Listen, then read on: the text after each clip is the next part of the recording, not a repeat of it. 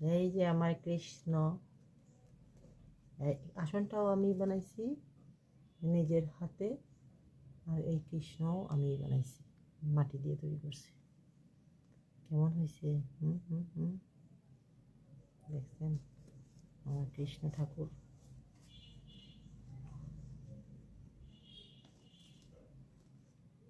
এই যে আসনটা, আর এই তো কৃষ্ণ।